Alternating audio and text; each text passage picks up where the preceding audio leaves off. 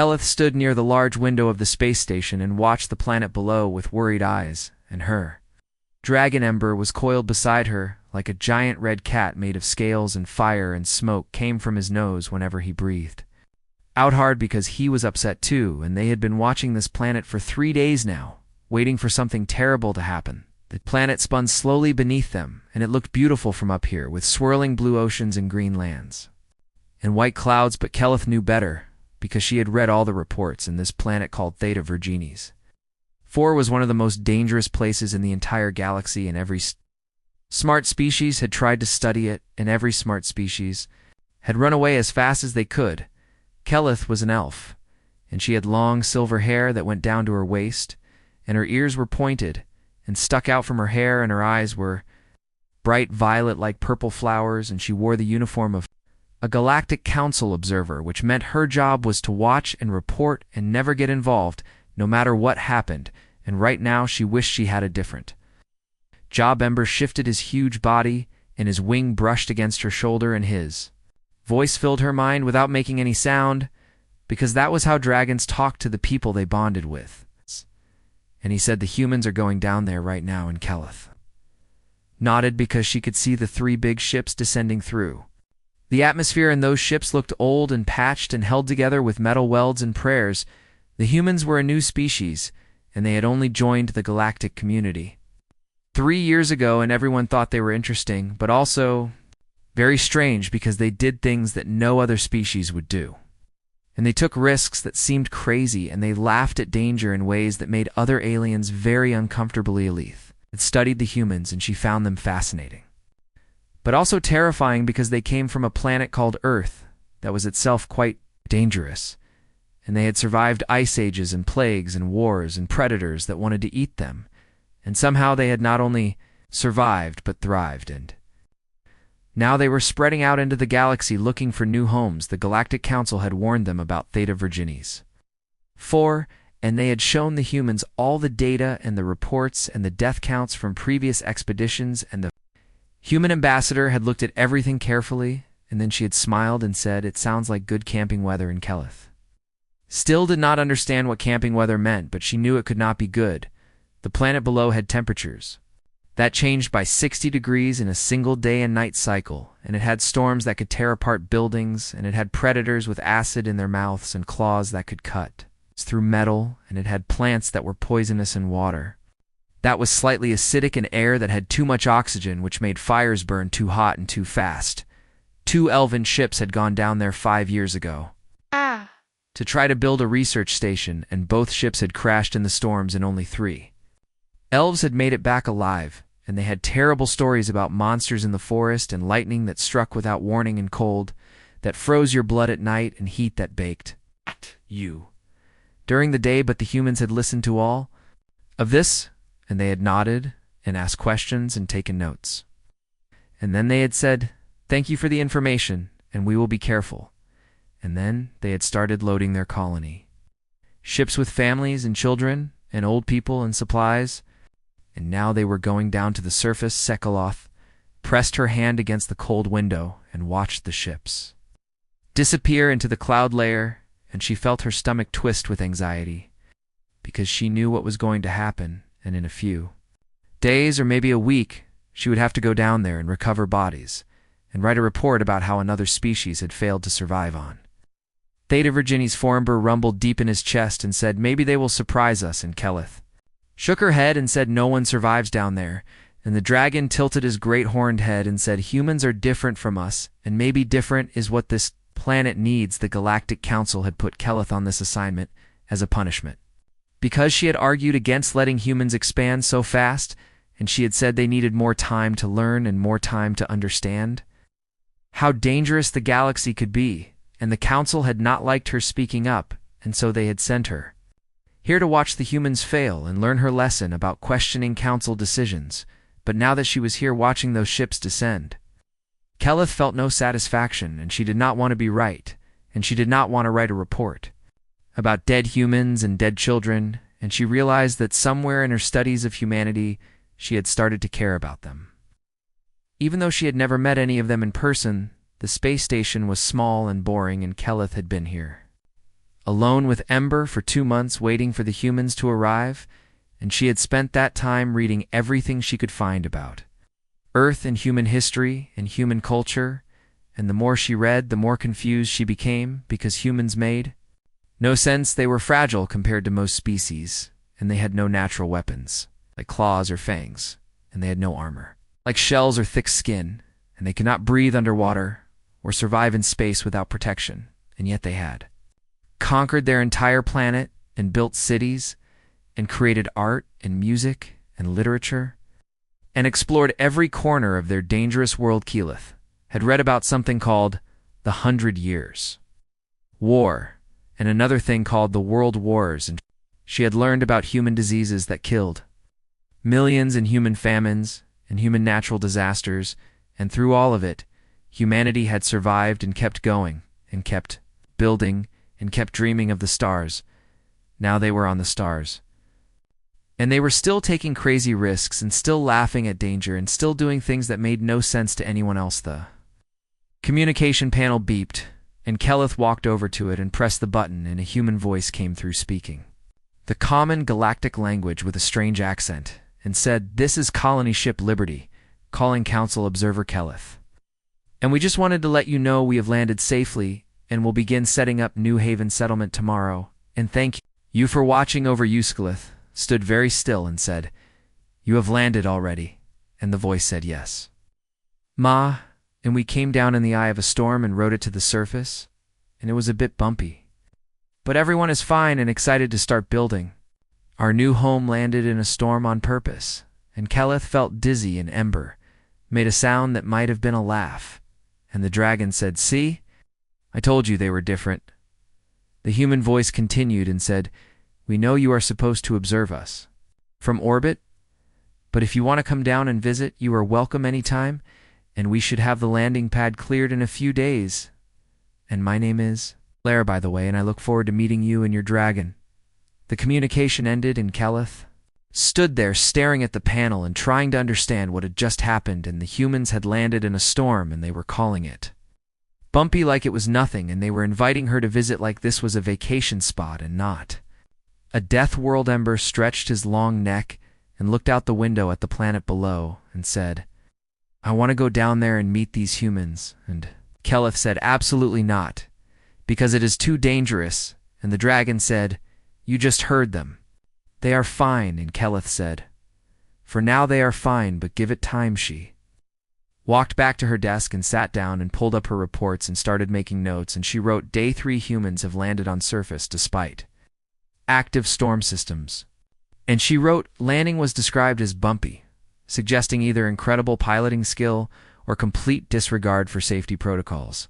And she wrote, "Colony leader Claire Morrison sounds cheerful and optimistic and completely unaware of the dangers surrounding her." Keyleth saved the report and leaned back in her chair and looked at Ember and said, "How long do you think they will last?"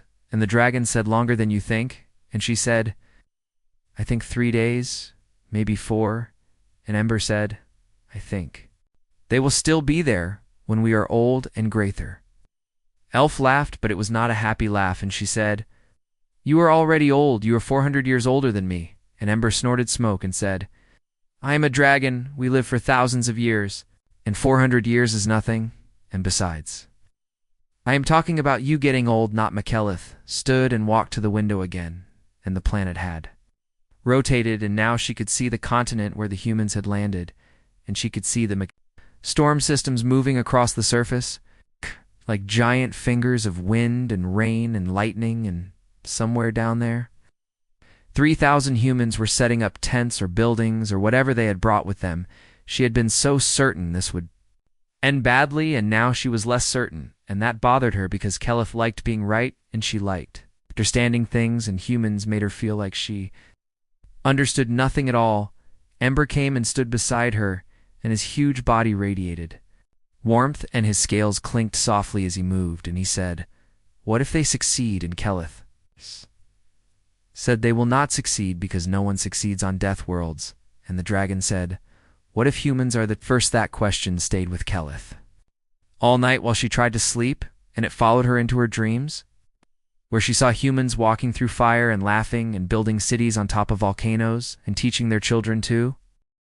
1 week had passed since the humans landed, and Keleth had spent every day watching them through her observation drones, and nothing made sense anymore, because the humans should have been dead or dying or calling for rescue, but instead they were building and planting and singing songs while they work. Keleth had her screens showing different parts of the settlement, and she watched with growing confusion as humans did impossible things, and Ember lay beside her desk eating the processed meat rations that tasted terrible but were all they had on the station, and he watched the screens too with his golden eyes that saw everything. The settlement was called New Haven, and it sat in a valley that was exactly where 3 different groups of huge animals walked during their migration season, and Keleth marked that valley as extremely dangerous. Do not enter under any circumstances, but the humans had looked at the flat land and the river running through it.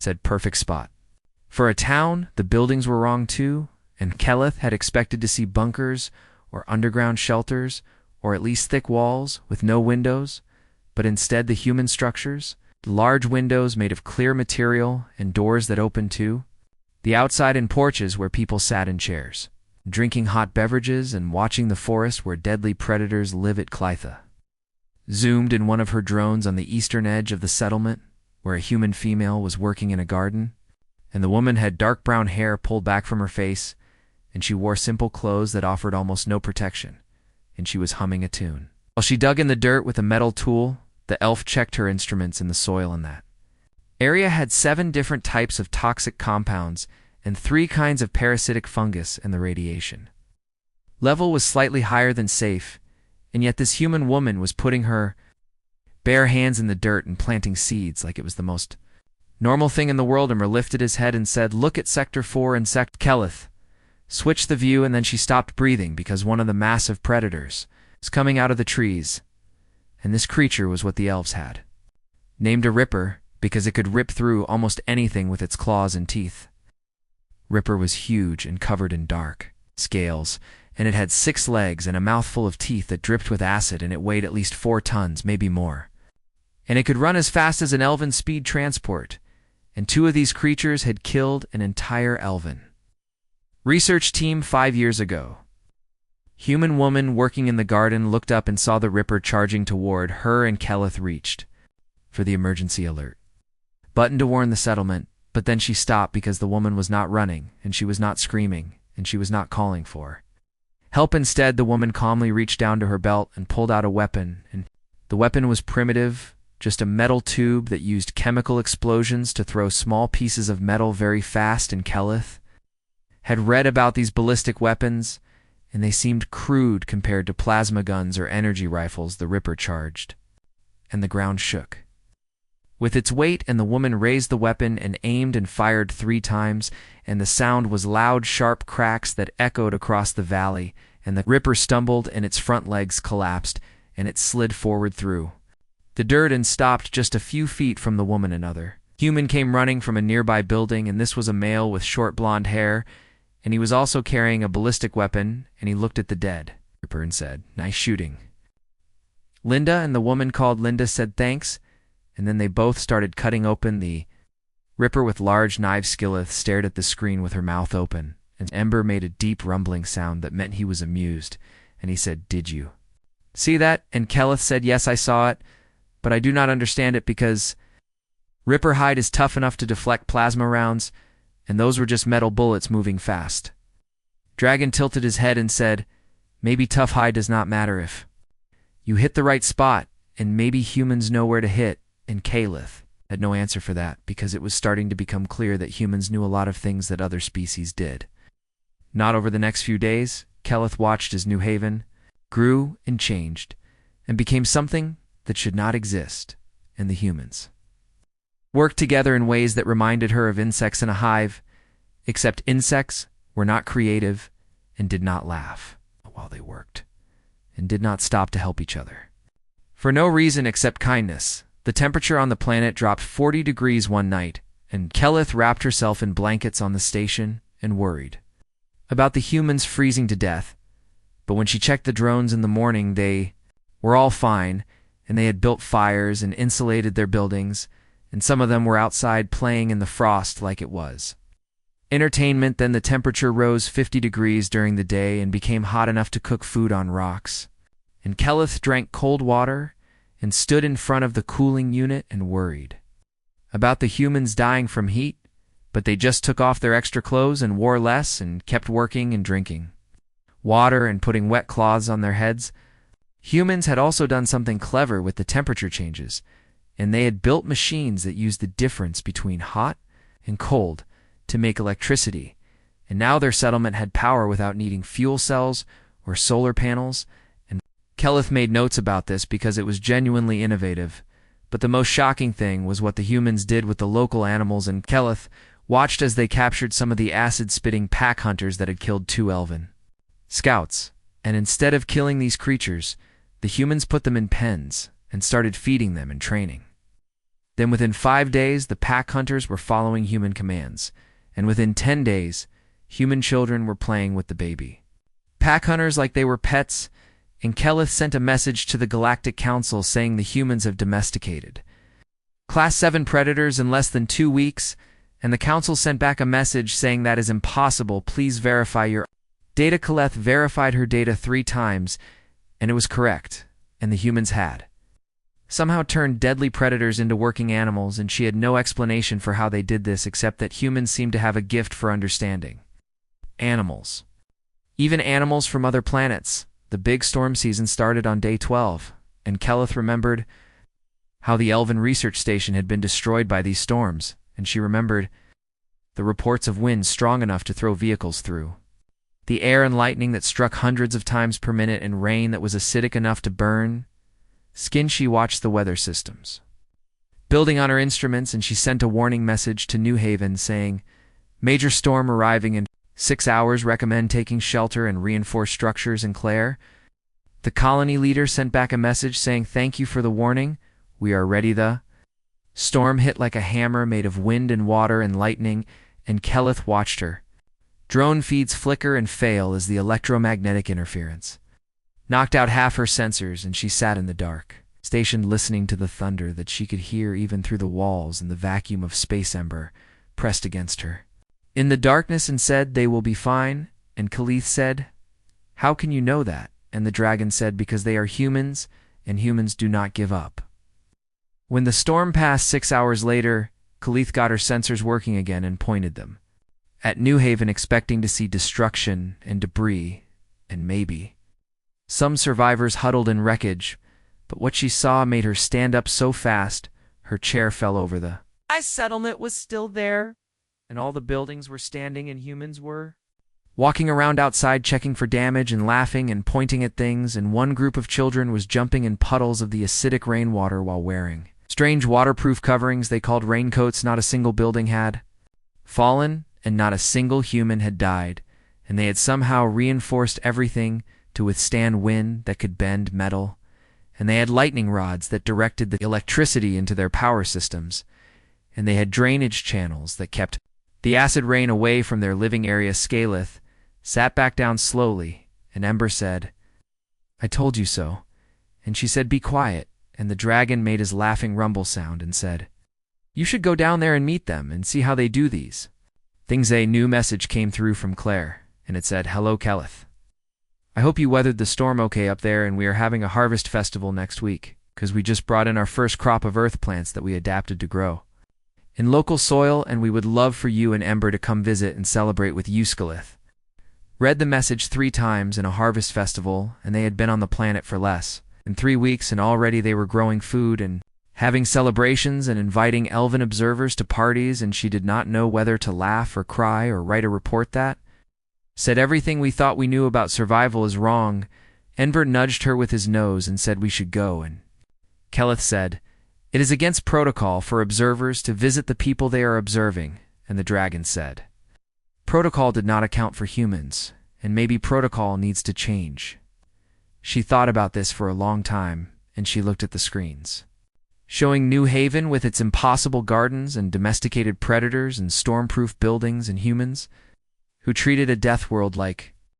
The scout ship broke through the last layer of clouds, and Keleth saw New Haven spread out below her, and it looked even more impossible from this angle, and she guided the ship toward the landing pad that the humans had cleared and marked with bright orange panels that stood out against the green and brown landscape. Lightning struck her shields 4 times during the final descent, and the wind tried to push her off course twice, and by the time she touched down on the landing pad, her hands were shaking and sweat ran down her back.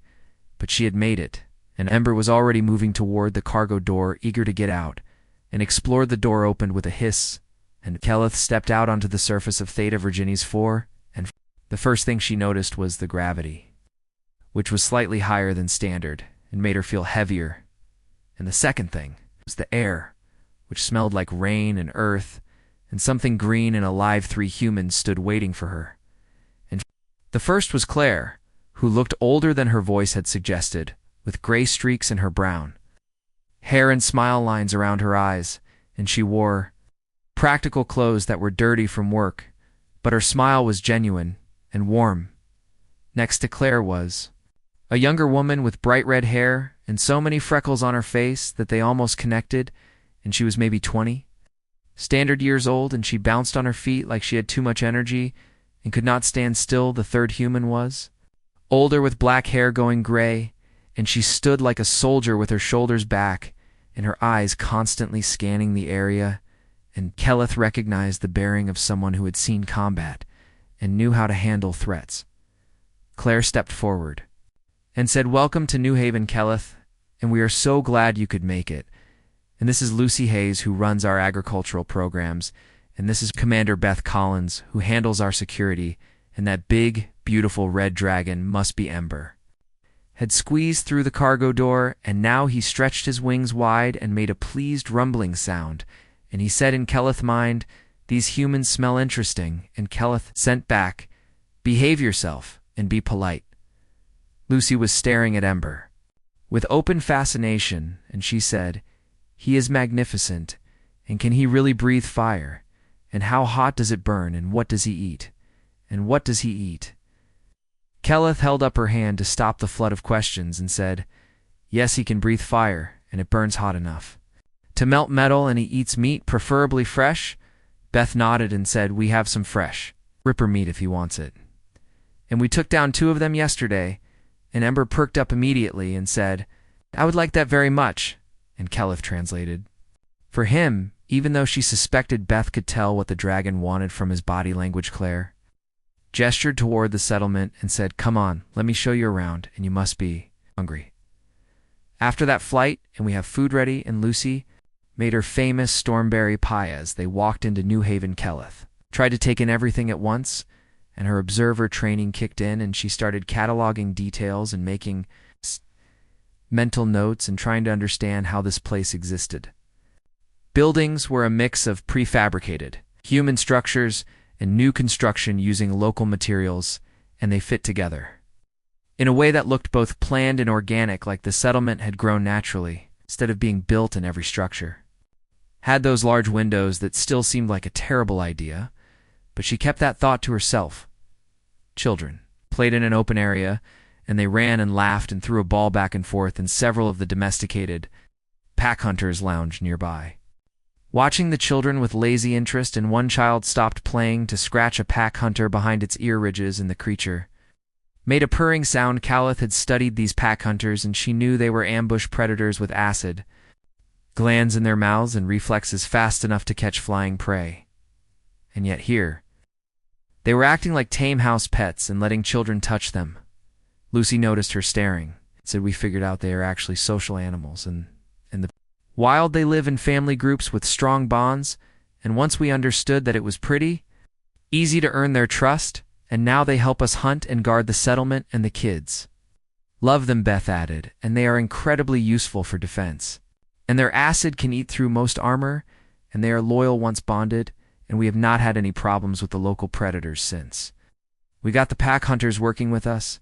They passed a garden area where humans worked in soil that Kelleth knew was toxic, and she said, "Excuse me, but is it safe to work in that soil without protection?" And Lucy grinned and said, "Not at first, but we treated it with a combination of earth, bacteria, and some local microorganisms we found, and now it is mostly safe, and we wear gloves just to be careful.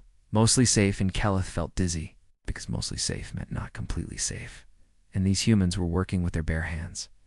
Just inches from danger and acting like it was normal, Claire led them to a large building that smelled like cooking food, and inside were long tables filled with people eating and talking and laughing, and the noise level was surprising, and Keleth was used to quiet meals and sterile dining facilities, and this was nothing like that. Tay young girl ran up to Claire, and this had to be Katie, because she looked like a smaller version of Claire, with the same brown hair and same warm smile, and she was maybe 10 standard years old, and she looked at Keleth with wide, excited eyes. Katie said, "You are really an elf, and you have pointed ears and purple eyes, and that is so cool, and can you do magic?" And Mom said elves can do magic, and Keleth smiled despite her nervousness and said, "Yes, I can do some magic, but I am not very good at it because I have been studying observation and science instead of magical arts, though."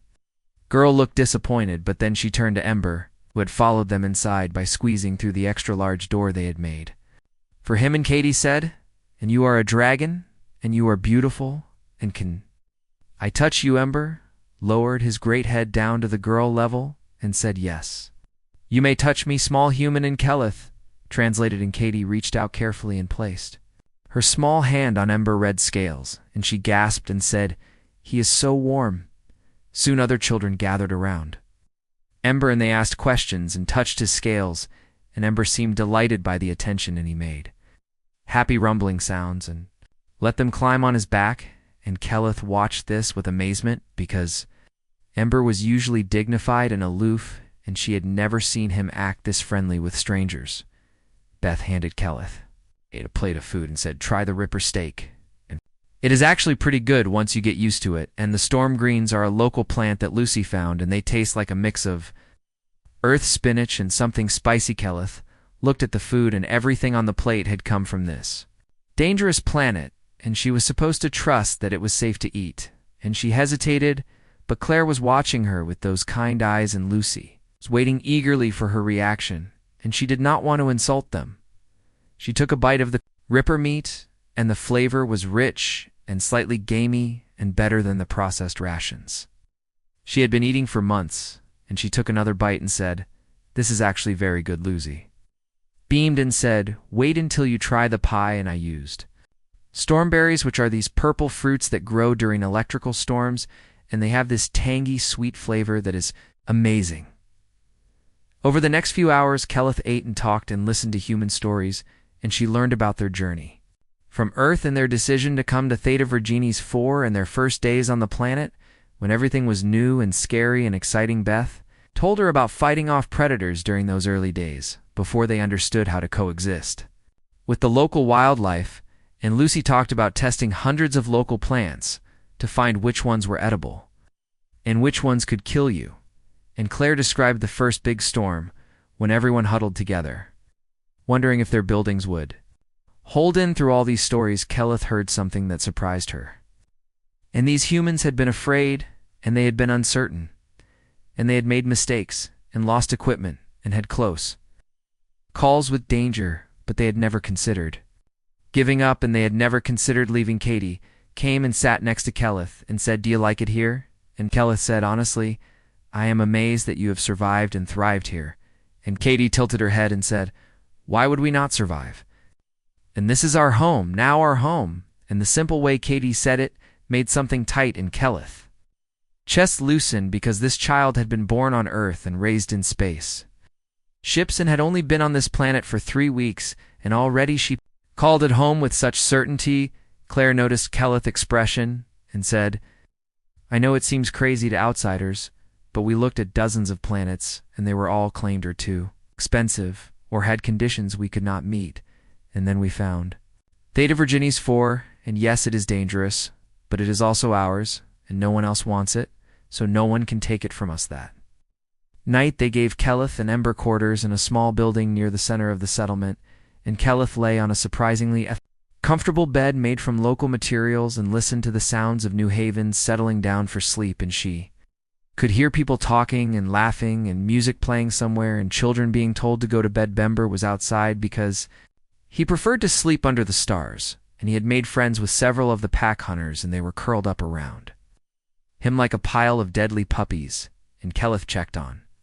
Keleth had been in New Haven for 3 days, documenting everything and learning how humans grew food in toxic soil, and she was sitting in Lucy's agricultural lab looking at plant samples, when Ember Roar shook the entire building and sent equipment falling off tables, and Keleth jumped up knowing something was terribly wrong. She ran outside, and Ember was on top of the tallest building with his neck stretched up toward the sky and his wings spread wide, and he was roaring again and again, and smoke poured from his mouth, and Keleth felt his mind shouting warnings about ships coming down through the atmosphere, and these were not human ships or council ships. The alarm system started blaring, and humans poured out of buildings moving fast, but not panicking.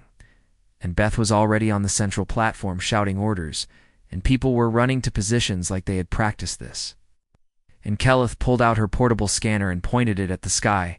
What she saw made her blood turn cold, because there were 12 warships descending, and they were Crithian Empire vessels, and the Crithians were one of the most aggressive military powers in the galaxy, and they had been expanding their territory for the past decade, taking planets by force. Beth saw Keleth's scanner and said, "What are we dealing with?" And Keleth said, "Crithian warships, 12 of them, frigate class, and they will have shields and plasma weapons and approximately 2,000 soldiers in powered armor." Claire appeared looking calm, but her eyes were hard, and she said, "Why are they here?" And Keleth said, "They must want the planet, and if humans can survive here, then the Crithians think they can exploit the resources." Beth was already working on a tactical display, and she said, "Can your people help us?" And Keleth shook her head and said, "I am just an observer, and I have no weapons and no authority to intervene, and even if I did, my little scout ship would be useless against 12 warships." Lucy ran up carrying a rifle, and she had dirt on her face from working in the gardens, and she said, "So what do we do?" And Beth looked at Claire, and Claire looked at all the humans gathering around them, and she said, "We fight." Keleth felt panic rising in her chest, and she said, "You cannot fight them, and you need to evacuate and get everyone to the colony ships, and maybe you can escape before they lock down the orbit." Claire turned to her and said, "Escape to where every other habitable planet is claimed. And we came here because no one else wanted it, and we have worked for weeks to build this place, and we are not leaving." Beth nodded and said, "Besides, our colony ships are slow and old, and those warships would catch us before we made it out of the system, and our only chance is to make them regret coming here." The communication system crackled, and a Crithian voice spoke in the common language and said, "Attention, human settlement. You are occupying a planet that the Crithian Empire has claimed, and you will surrender immediately and evacuate, or we will destroy your colony from orbit." Beth grabbed the communicator and said, "This planet was unclaimed, and we have established legal settlement rights, and you have no authority here." And the Crithian voice laughed and said, "Legal rights mean nothing without the strength to defend them, and you have 1 hour to surrender." The communication cut off, and everyone looked at each other, and Keleth saw fear on some faces, but she also saw anger and determination, and no one was crying or giving up. Ketty appeared holding her mother's hand, and she looked scared but trying to be brave, and Claire knelt down and said, "Sweetie, I need you to go to the shelter with the other children and stay there until this is over." And Katie said, "But Mom," and Claire said, "I know, baby, but this is how we keep you safe." Beth was organizing people into groups, and she said, "Everyone who can fight, grab weapons in defensive positions, and everyone else get to the reinforced shelters. And remember the drills we practiced, and stay calm, and we have faced worse than this." Gilith grabbed Beth's arm and said, "What do you mean? You have faced worse than this, and you have been here for less than a month." And Beth smiled grimly and said, "We have faced megastorms and megafauna and acid rain and toxic plants and temperature swings that would kill most species and some alien soldiers. Do not scare us." Lucy was handing out weapons and equipment, and she said, "Keleth, you and Ember should get to your ship and leave before the fighting starts." And Keleth opened her mouth to agree, because that was the logical thing to do. And she was an observer, not a warrior, but the words "would not come." Ember landed beside her, and his mental voice was firm and said, "We are not leaving." And Keleth said, "We have to leave, and this is not our fight." And Ember said, "It became our fight when we started caring about these people." The first Crithian dropships broke through the atmosphere, and Keleth counted 50 of them, and each one carried 40 soldiers in powered armor, and that meant 2,000 trained warriors against a colony of 3,000 humans, including children and elderly and people who were farmers and builders, not soldiers. Beth was coordinating positions using a tactical map, and she said they will land here and here and here. And we need to funnel them into the killing zones and use the terrain against them. And remember, they are used to fighting in civilized places with open ground and clear sightlines, but this is our home, and we know every rock and tree. The first Crithian troops landed in the northern valley, and Keleth watched through her scanner as 40 soldiers in gleaming power armor marched out of their dropship, and they looked unstoppable, and their armor could deflect small arms fire, and their weapons could punch through steel. Then the Thunder Beasts came, and Keleth had learned that Thunder Beasts were what humans called the massive six-legged herbivores that migrated through the valley, and they weighed for tons each, and they were normally peaceful, but humans had spent weeks setting up bait stations to control their migration routes, and now Lucy had triggered all those bait stations at once, and 200 Thunder Beasts stampeded through the northern valley directly into the Crithian landing zone, and power armor meant nothing when 4 tons of angry animal moving at 30 miles per hour hit. Yakaleth watched in shock as the Crithian formation broke apart, and soldiers were trampled and scattered, and some tried to fly away using their armor jets, but the Thunder Beasts were too fast, and too many. The Crithians adapted quickly and pulled back to more defensible positions, but Beth had predicted this, and humans were waiting in the tree lines with rifles and explosives, and they hit the Crithians from 3 sides at once. More dropships landed in other areas, and Beth directed different responses for each one. And in the eastern zone, humans led Crithian troops into an area where acid rain pooled, and the rain was still there from yesterday's storm, and the Crithians had sophisticated equipment that started corroding immediately, while humans were simple waterproof gear. In the western mountains, humans triggered rock slides that buried entire squads, and in the southern swamps, they used the local predators as living weapons and drove packs of acid spitters straight into Crithian positions. But the Crithians kept coming, and they had numbers and training and superior technology, and slowly they were pushing the humans back. And Keleth saw people falling and being carried away, and she saw buildings burning, and she felt helpless standing there watching. Then a Crithian squad broke through the defensive line, and they were heading toward the shelter where the children were hiding, and Katie was in there, and so were dozens of other kids. And Keleth saw them coming, and something inside her snapped. She ran toward them, and Ember followed, and she drew on magic she had not used in decades, and her hands glowed with violet light, and she hit the first Crithian with a bolt of pure force that sent him flying backward, and Ember landed among them, breathing fire that turned their power armor into ovens. The Crithians tried to fight back, but Ember was 400 years old, and he had fought in wars before. Humans had discovered fire, and he moved with terrible grace, and his claws tore through armor, and his tail smashed weapons, and his fire burned hot enough to melt metal. Keleth had been trained as a battle mage before she became an observer, and the training came back, and she wove shields and threw force bolts and created walls of energy, and together she and Ember drove the Crithians back. Beth saw what they were doing, and she grabbed her communicator and said, "All units, the elfin or dragon are on our side, and they are protecting the children." Shelter in Beth's voice was fierce with gratitude. The battle raged for hours, and Keleth lost track of time, and she fought until her magic was exhausted and her body ached, and Ember fought until his fire burned low and his scales were scorched, but they kept fighting because the children were behind them, and they would not let anyone hurt the children.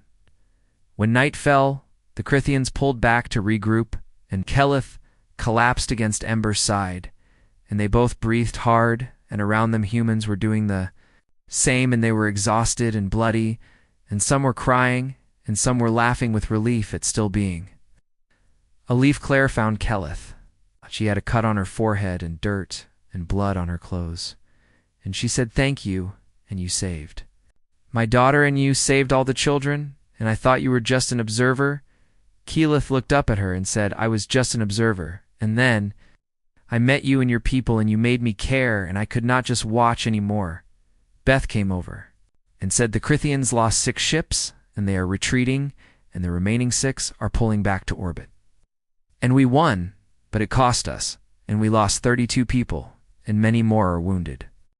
3 weeks after the battle, Kelif stood in the Galactic Council chamber, and the room was enormous with seats, rising in circles around the central platform, where she waited, and representatives from 200 species watched her with various combinations of eyes and sensory organs, and none of them looked happy. Behind her stood Claire and Beth and Lucy, and they wore clean clothes that humans had made from local materials, and they looked calm, while Leth felt her heart pounding because she had broken so many rules and protocols that she had lost county. Was coiled at her feet, and his presence gave her courage, and the dragon mental voice said, "Stand tall and speak truth, and let them judge us, if they dare." The council leader was a Vex with 3 eyes that blinked in sequence, and his skin changed colors to show his emotions and right.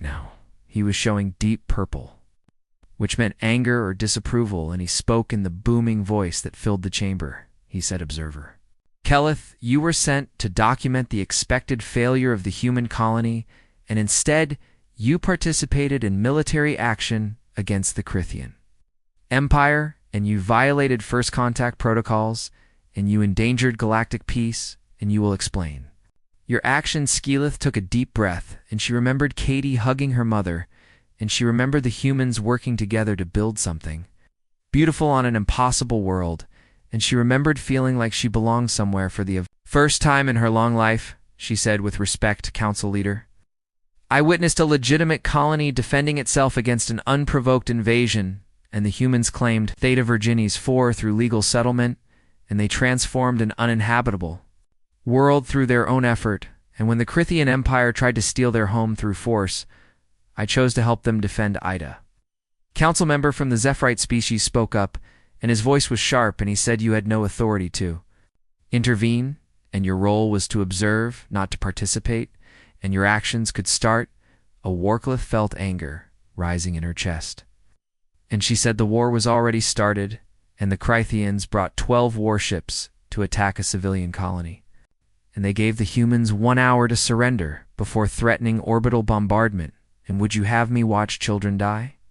Because of protocol, the chamber erupted in noise, and different species argued in different languages, and the council leader raised his hands for silence, and his skin flashed red, which meant he was very angry now. Beth stepped forward, and her military bearing was perfect, and she said, "If I may address the council," and the chamber quieted because Beth had the kind a voice that made people listen.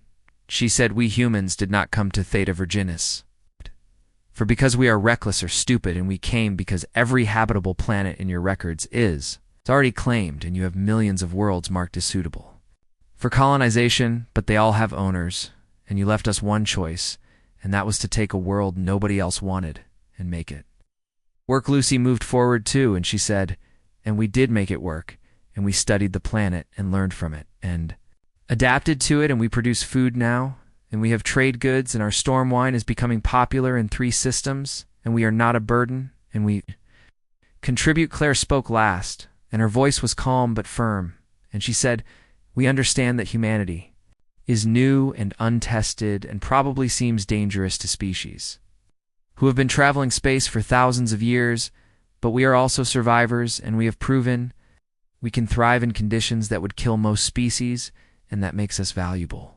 allies, not threats." The council leader's skin rippled through several colors, and he said, "You decimated 6 Crithian warships with primitive weapons and local wildlife, and you turned an uninhabitable planet into a military stronghold, and you expect us to believe you are not a threat."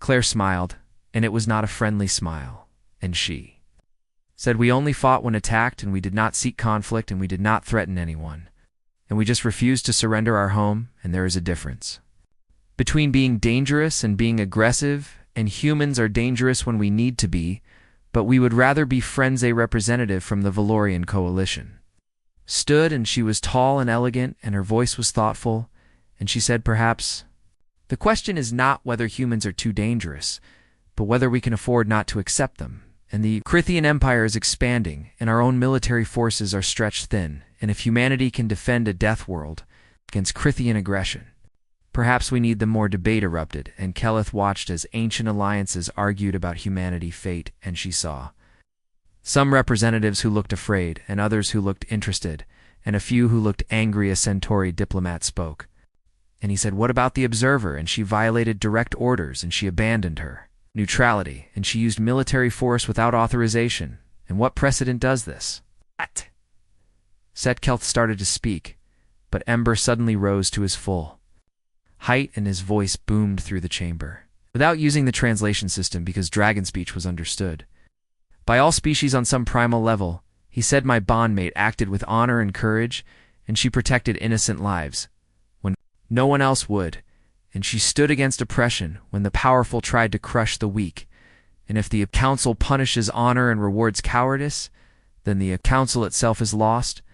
The chamber went silent, and everyone stared at the dragon, and Ember continued and said, "I am 400 years old, and I have seen empires rise and fall, and I have watched species conquer the stars, and I tell you now that humanity deserves a place among you, and they will have it whether you grant it or not, because you cannot stop them, and you can only choose whether they are your friends or your rivals."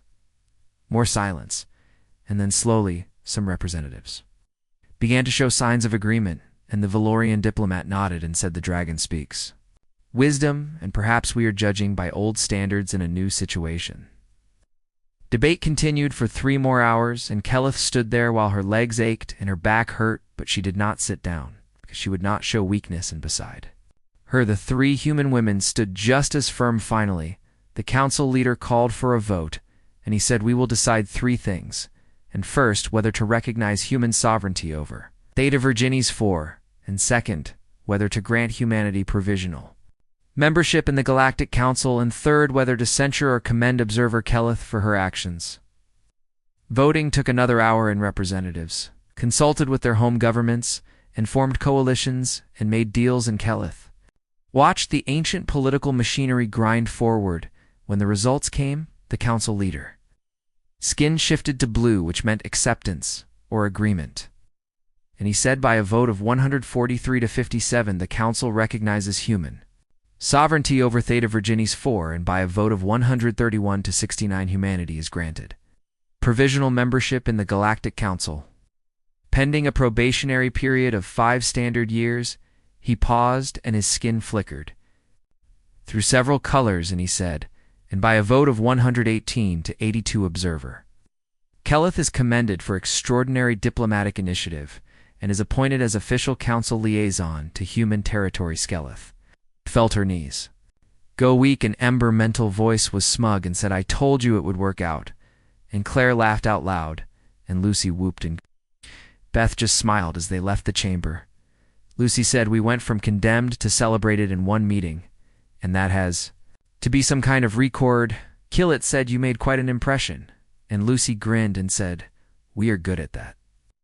Walked through the station corridors, and other species moved out of their way, and some looked afraid, and some looked curious, and some looked respectful, and Keleth realized that everything had changed, and the galaxy would never see humanity the same way again. "Claire," said so Ambassador Keleth, "when are you coming back to New Haven? And Katie has been asking about you constantly, and she wants to learn elven magic, and also she misses Ember." Keleth looked at Ember, and the dragon was already making pleased rumbling sounds, and she thought about the space station, where she had lived alone for so long, and she thought about New Haven with its impossible gardens and friendly people and children playing with tame predators. She said, "Give me 2 weeks to organize my affairs and file the necessary reports, and then I will return." Beth raised an eyebrow and said, "Return or come home?" Keleth smiled, and it felt strange because she had not smiled this much in years, and she said, "Come home, and someone needs to keep you from declaring war on the entire galaxy." The humans laughed, and even some nearby aliens made sounds. That might have been amusement, and they walked toward the docking bay where ships waited to take them back to their various homes. As they walked, Lucy said, "You know, more humans are coming, and the council recognition means we can expand, and there are at least a dozen other colony ships planning to come to Theta Virginis 4. And Keleth said, "I know, and I will help coordinate with them." Claire said, "And we are going to need schools and hospitals and infrastructure." And Keleth said, "I know." And the council will provide resources now that you are members, Beth said. And we still have to deal with the Crithians, because they are not going to forget this defeat.